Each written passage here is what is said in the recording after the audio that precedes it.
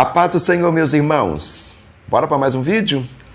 João capítulo 8, versos 56 ao 58 diz: Abraão, vosso pai, exultou por ver o meu dia, e viu e alegrou-se. Disseram-lhe, pois, os judeus: ainda não tem 50 anos, e já viste Abraão? Disse-lhe Jesus: em verdade vos digo que antes que Abraão existisse, eu sou. O tema presente aqui em João, viu o meu dia ou a minha hora, como aparece lá em As Bodas de Caná, está falando exatamente da cena da cruz do Calvário, do Cristo crucificado. A glória de Deus revelada em João é Jesus pendurado na cruz do Calvário. Mas a que se refere exatamente essa cena de Abraão viu meu dia? Bom, é sobre isso que nós vamos tratar no vídeo de hoje. Fica aí, pega a sua caneta, seu papel, suas anotações, seu marca-texto, sua Bíblia. Vamos para a palavra de Deus, porque sem palavra não dá para viver. Se inscreve, curte, compartilha, marca o sininho aí para você ficar atualizado, porque está começando mais um devocional. Abraão viu o meu dia e alegrou-se. Vem se alegrar com ele.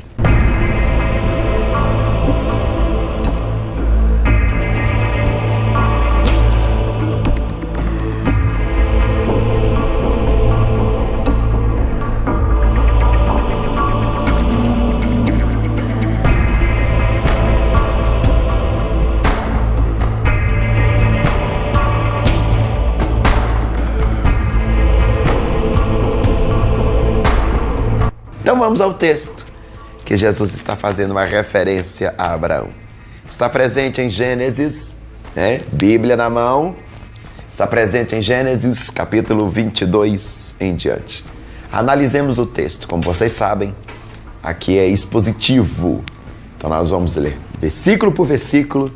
Você com a sua Bíblia aberta, com as suas anotações. Se não entender, vai dando intervalo aí no vídeo, para você acompanhar toda a perspectiva, para a gente verificar essas maravilhas aqui no texto. Como que nós vimos Jesus Cristo em todo o Antigo Testamento. Gênesis capítulo 22, do verso 1, trataremos até o verso 19, possivelmente.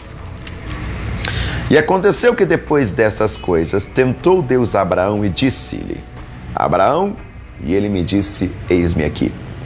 Evidentemente, nesse versículo há um problema de tradução equívoca, evidentemente. Não está errado, está equivocada, Errado é quando se faz aquilo consciente. Equivocado é quando você pensa que está fazendo certo e comete os equívocos. E é o problema aqui nesse versículo, Abraão é tentado por Deus. Isso é um equívoco. Satanás tenta, Deus prova. Toda aprovação vem de Deus, toda tentação vem de Satanás.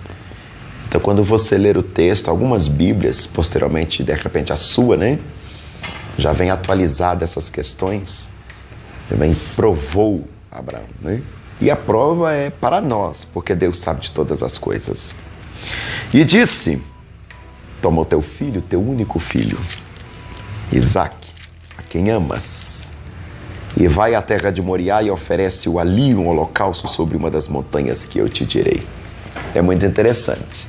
Deus quer um sacrifício, quer onde, como e na hora que Ele quer. Se o sacrifício é para Ele, Ele determina todas as coisas. E é muito interessante, porque Abraão vai oferecer o único filho.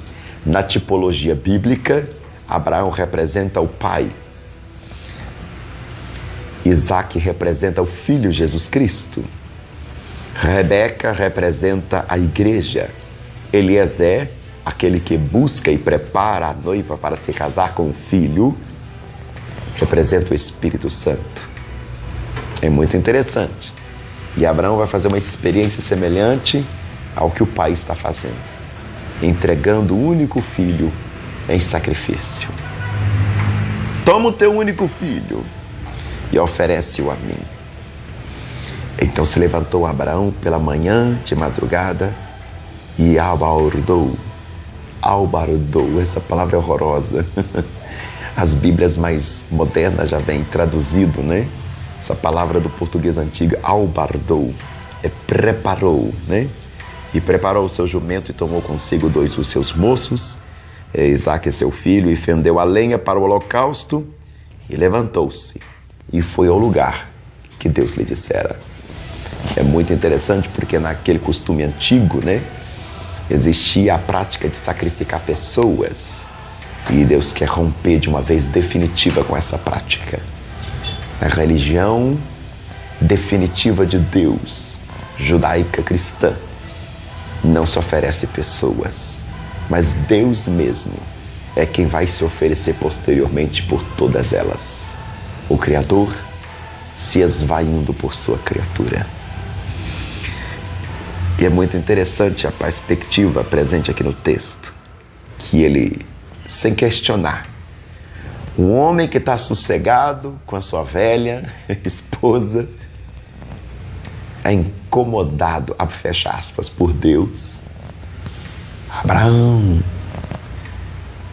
sai do meio da tua tenda, sai do meio da tua parentela para a terra que eu te mostrarei. E vai incomodá-lo mais. Abraão, quantas estrelas, se tu puderes contar, assim serão os teus descendentes. Um homem velho, possivelmente curtindo a sua velhice, com a sua esposa velha, que também estava curtindo a sua velhice.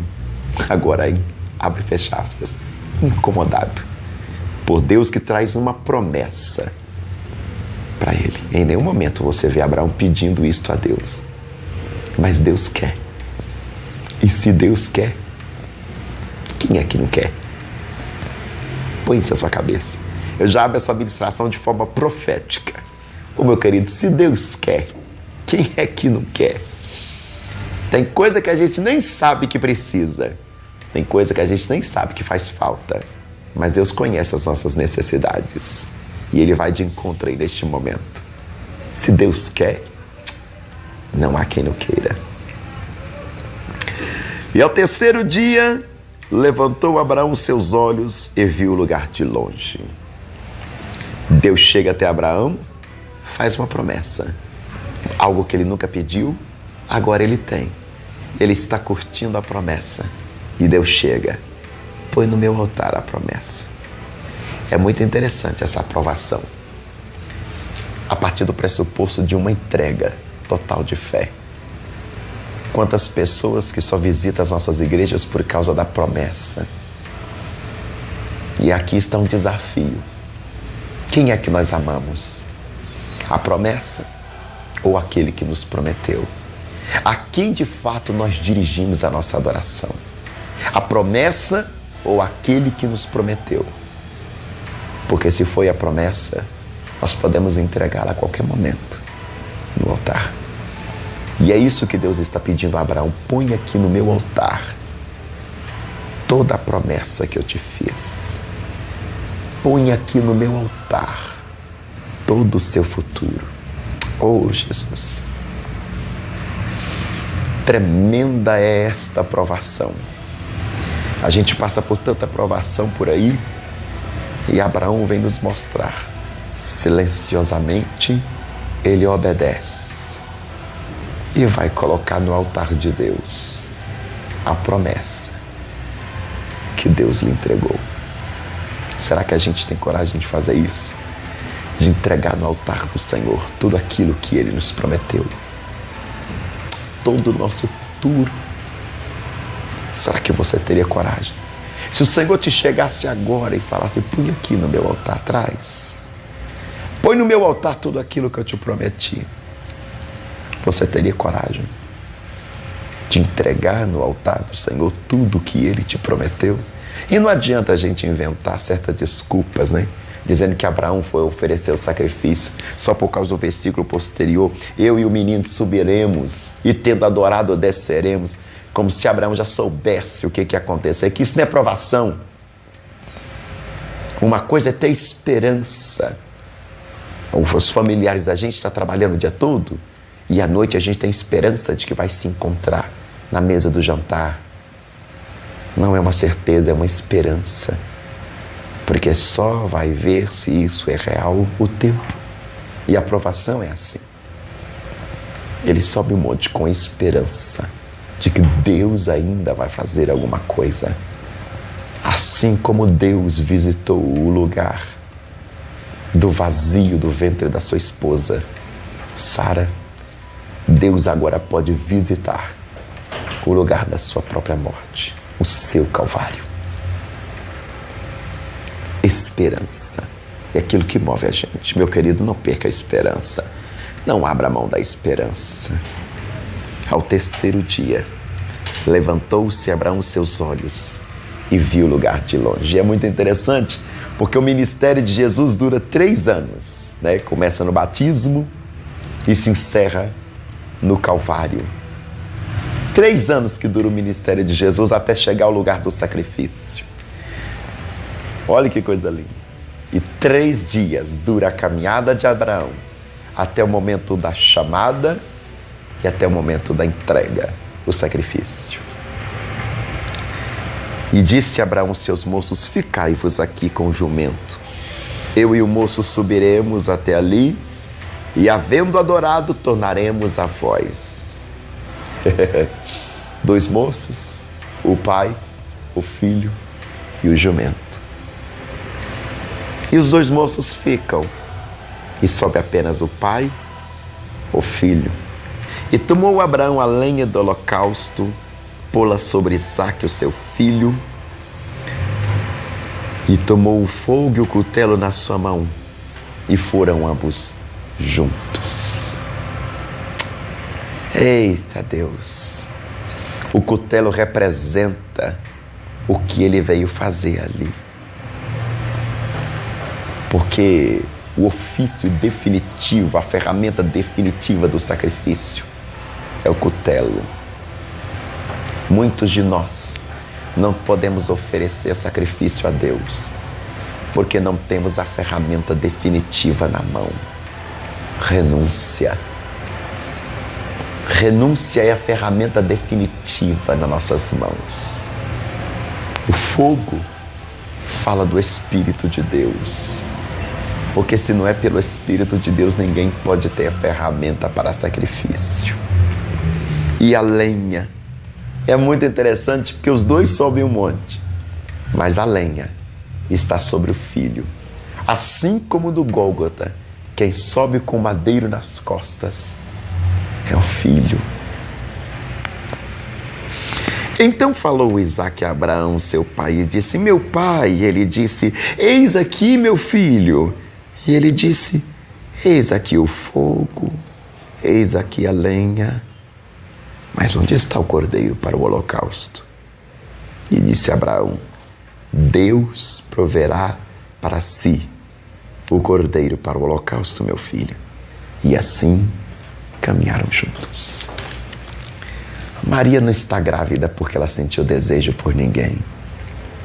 Maria achou-se grávida, assim como diz o texto lá em Mateus. Não temas receber por Maria, por mulher, porque o que nela está gerado é do Espírito. Deus proveu no ventre da Virgem o seu sacrifício. E vieram ao lugar onde Deus lhe dissera. E edificou Abraão ali um altar. Pôs em ordem a lenha. Amarrou Isaque, seu filho, e deitou sobre o altar em cima da lenha. E estendeu Abraão a sua mão e tomou o cutelo para imolar o seu filho. É muito interessante como Isaque, na tipologia, representa Cristo. Porque a palavra diz que, como cordeiro mudo, ele não abriu a sua boca. E aqui no texto a gente vê a única vez que ele vai abrir a boca é no versículo 7. Pai, eu estou vendo tudo que a gente precisa para um sacrifício. Tem aqui a lenha, tem aqui fogo, tem aqui cutelo. Mas cadê? o cordeiro. Deus proverá. Ah, meu Senhor, mas como que eu vou fazer esse sacrifício? Deus proverá. Ah, meu Senhor, mas como eu vou renunciar? Deixa o Espírito arder em seu coração. E quando o fogo arder no seu coração, com certeza você vai conseguir usar a ferramenta do sacrifício, a renúncia. Oh, coisa tremenda é a palavra de Deus. Oh, coisa linda. Mas o anjo do Senhor lhe bradou desde o céu e disse: Abraão, Abraão. E ele me disse: eis-me aqui. E então disse: não estendas a mão sobre o moço e não lhe faças nada, porque agora sei que temes a Deus. Porquanto agora sei que temes a Deus e não me negaste o teu único filho. É muito interessante, porque aqui já abre margem para nós fazer uma explicação básica para a compreensão da Escritura. Toda a Escritura, ela é escrita, evidentemente, por analogia. E a analogia usa pelo menos, tem outras, evidentemente, mas pelo menos duas ferramentas básicas. A ferramenta do antropomorfismo e a ferramenta do antropopatismo. Né? Antropomorfismo significa a atribuição de faculdades humanas a Deus. Ou seja, a mão de Deus está conosco, o braço forte do nosso Deus, o rosto do Senhor se levante sobre ti. Deus não tem essas coisas, isso é coisa de humano, nós sabemos. Deus é espírito. Mas aqui, no texto, o autor precisa descrever Deus na imagem e semelhança do ser humano. E a segunda ferramenta é do antropopatismo, que é a atribuição de sentimentos humanos a Deus. Eu falo sentimentos humanos assim, de forma redundante, né? Uma redundância, eu sei, mas é porque tem muita gente que confunde as coisas, né? Tem gente que se vê amado pelos seus animais e coisas assim. Mas o sentimento é uma coisa humana, animal não tem sentimento, Deus não tem sentimento. Deus tem algo infinitamente maior que os sentimentos. Né? O texto áureo da Bíblia, porque Deus amou o mundo de tal maneira. Amor é sentimento humano. Mas evidentemente o autor não tem condição de falar desse ser totalmente outro, de outra forma. Então ele vai usar a compreensão humana, o sentimento humano, para falar de Deus. Vê um comportamento sublime do mistério. E na razão, ele só consegue explicar racionalmente. Deus ama. Vê se você percebe isso. Então, por analogia, o autor vai colocar: agora sei que temes a Deus. Evidentemente que Deus tem algo muito maior, muito mais sublime que o próprio amor. Mas só tem uma forma da gente descrever essas coisas. Eu sou homem e pretendo entender que os homens me entendam. A partir do pressuposto de que a humanidade se comunica, dentro do pressuposto de que a humanidade se faz entendida. Se nós falarmos do mistério, primeiro que a gente não dá conta, e segundo, porque ninguém vai entender-nos. Então nós temos que falar por analogia de Gênesis a Apocalipse, é por analogia. Porque sei que agora temes a Deus. Ah, na verdade, quem está sabendo é Abraão. Evidentemente, nem Abraão é capaz de imaginar que ele é capaz de tal coisa. Porque uma coisa é tomar uma decisão, outra é ir para os finalmente. Uma coisa é dizer que eu aceitei Jesus, outra coisa é viver com Jesus. Uma coisa é o calor da emoção, outra coisa é a hora H. É por isso que a Sagrada Escritura condena a ira do homem, né? Ireis, mas não pequeis. Ou seja, você pode irar porque irar é natural. Mas cuidado com as reações da sua ira, porque é calor da emoção. Quando a sua cabeça esfriar, quando a gente fala, né? Abre e fecha aspas. Quando a sua cabeça esfriar, quando você se acalmar, você pode se arrepender amargamente, como é o caso, né? Toda ação debaixo da ira acaba resultando em sérios arrependimentos. E em alguns casos, infelizmente, nem tem como mais mexer nisso. Então levantou Abraão seus olhos e tomou, e eis um carneiro detrás dele, travado pelas pontas do mato. Carneiro não é bicho de altura, é bicho de planície, é um animal de planície. Eles estavam numa altura, porque só se oferecia sacrifício a Deus na antiguidade, nos cumes dos montes, porque acreditava que as divindades habitavam os cumes das montanhas. Se a divindade pudesse descer aqui na terra, só descia no cume das montanhas, não nas planícies. É por isso que o Evangelho de Mateus, as bem-aventuranças têm que ser sermão do monte. Já em Lucas, ele está pouco preocupado com isso, porque não é da tradição dele isso. O sermão da montanha, na verdade, é um sermão da planície, porque Deus desce onde nós estamos. Glória a Deus por isso. Ele planifica o sentido judaico para o sentido cristão propriamente dito, dado aos gentios. Onde você estiver, Deus vai lá ao seu encontro. O Salmo vai dizer que dependendo do lugar onde nós estávamos, o Senhor se encurvou para nos arrancar de lá. E com a sua mão poderosa nos ergueu. Porque é o mesmo Salmo que vai afirmar: Ele abate o exaltado, mas levanta o pobre do monturo.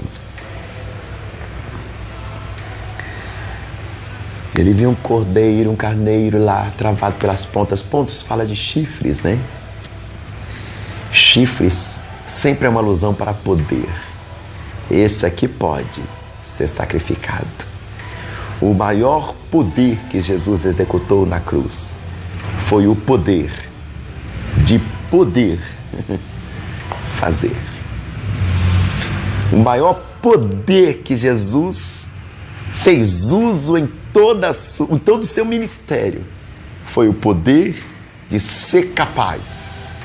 Eu acho lindo que João retoma isso lá no Apocalipse, né? Quem é capaz de abrir o livro e desatar os seus 7 selos? O Cordeiro é capaz. Eu sou capaz. O Cordeiro é capaz. É claro que ele é capaz. Se ele é capaz de dar a vida pela humanidade toda, ele é capaz de desatar os 7 selos. Isso a gente vai trabalhar no vídeo posterior, sobre as perspectivas belíssimas presentes em Apocalipse. Eu tenho certeza que vocês estão aguardando ardentemente por esse motivo. Eu também acredito. Ele estava travado pelas pontas do mato. E foi Abraão e tomou um carneiro. É coincidência demais. Na hora que eu preciso sacrificar, tem exatamente um cordeiro. Ou seja, o objeto para o sacrifício.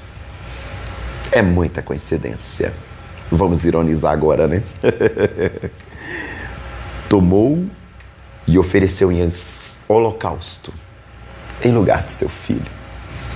A gente pensa que um versículo depois do outro acontece assim, né? Um segundo depois do outro e já estava todo mundo em casa almoçando. Evidentemente fez um exame. O exame das fezes, por exemplo, é o exame mais antigo para ver se tinha uma enfermidade interna. Contou suas costelinhas, verificou os dentinhos. Porque o cordeiro, para ser sacrificado, é o cordeiro que pode ser sacrificado. Ele tem poder, ele pode, poder de poder, ser sacrificado. Não é qualquer cordeiro, então tinha que passar por todo um prisma de exames. E isso demanda, evidentemente, tempo. E ele toma o cordeiro, porque esse cordeiro pode. Ele pode, ele é capaz. É evidente que aqui no Sinai, o filho escapa e o cordeiro morre. Lá no Gólgota, o filho é o cordeiro que Deus proveu para si. E ele morre por nós. Então Abraão chamou o nome daquele lugar: o Senhor proverá. De onde se diz até o dia de hoje: no monte do Senhor se proverá. E ele proveu. O monte chamado Gólgota.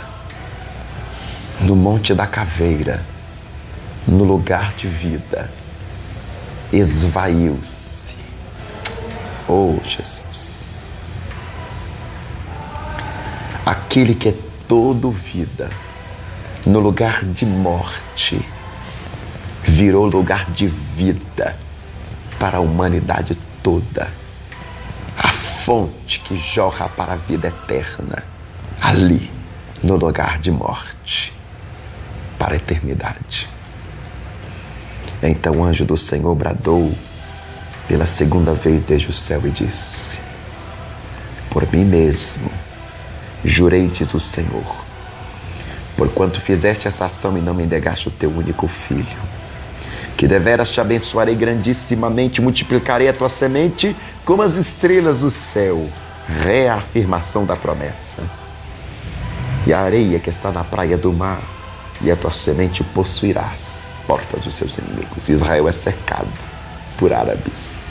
Deixa quieto esse assunto. E tua semente, em tua semente serão benditas todas as ações da terra, porquanto obedeceste a minha voz. Ô, gente, obediência quebra a maldição. Obediência reafirma a promessa.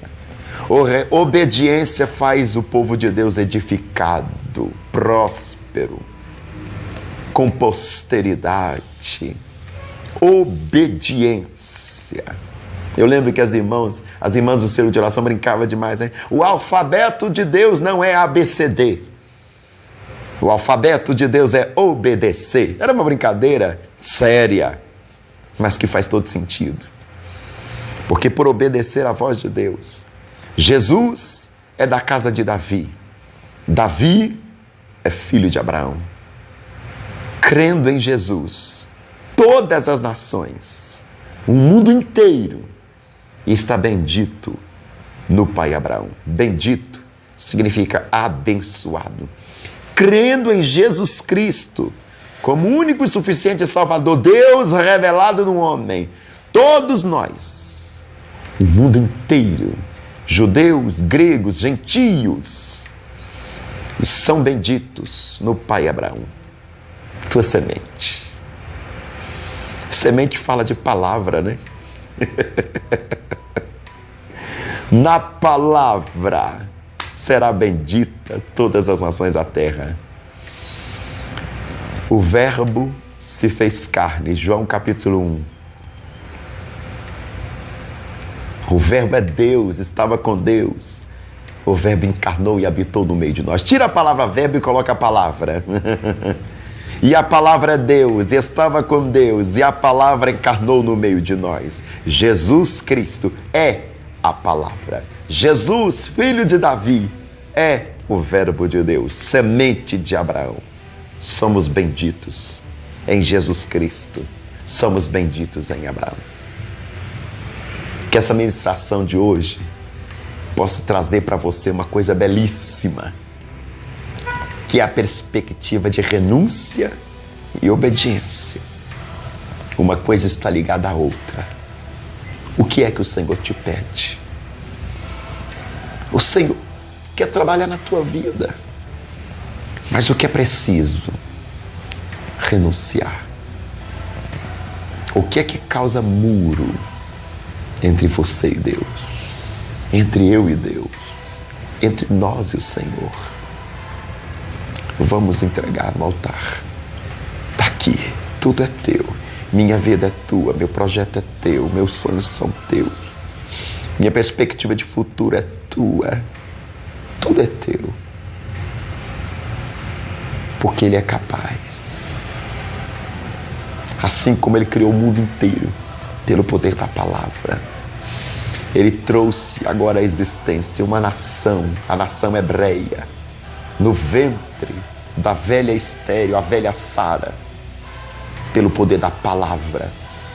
Ele trouxe agora à existência, pelo poder da palavra, a igreja do ventre virgem de Maria. Porque a igreja começa em Jesus, evidentemente.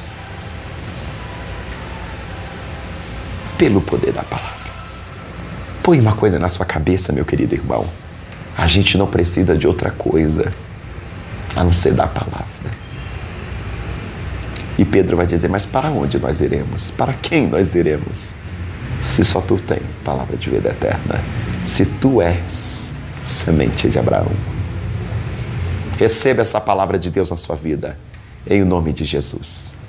Seja abençoado você e a sua casa, o seu ministério, em o nome poderoso de Jesus.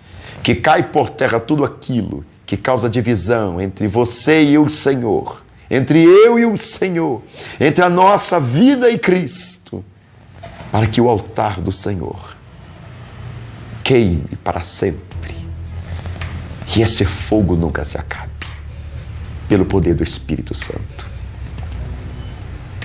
Se inscreve no nosso canal, compartilha essa mensagem com alguém que está precisando, coloca aqui embaixo no vídeo, né? Essas coisinhas assim, as experiências que Deus está fazendo com você através dessas ministrações. Clica, compartilha e a gente vai caminhando, porque sem palavra não dá para viver. Fica na bênção.